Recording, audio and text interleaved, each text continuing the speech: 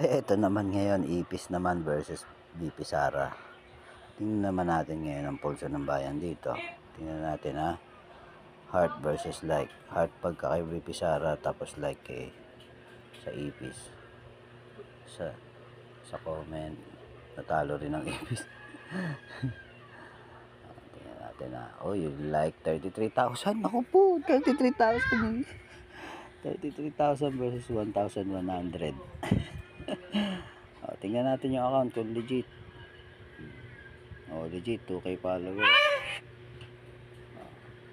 Legit din. Puro legit yung account ha. Yung nag-like, tingnan natin. Yung nag-like. Legit din yung nag-like, in fairness. Legit din, 9K followers. Ito pa isa, tingnan natin yung isa. Ayan. Legit puro legit guys, walang troll. Puro legit. Ay, troll to isa. Legit. Ayan, may naglalag pa kasi. Legit, puro legit yung mga naka-account guys. Tingnan natin yung mga nag-like. Yung mga nag-like, tingnan natin. Tagal naman. Wala. Ayaw ilabas yung nagla-like. Yung nag-heart lang. Ay mali dito.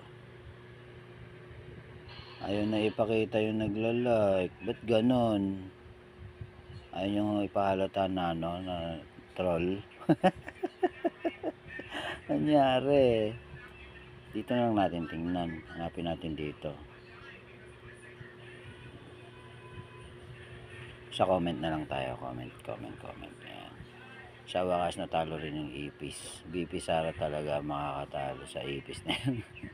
Sa wakas natalo na ako kay Solid Duterte ako dahil nakita ko ang tao ko.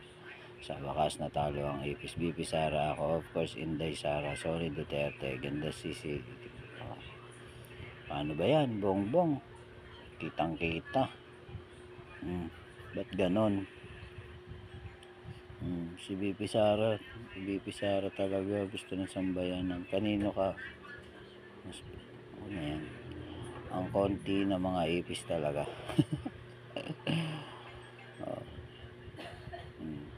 Kitang kita ang pulso ng sambayan ng Pilipino. Bongbong, niloloko lang tayo.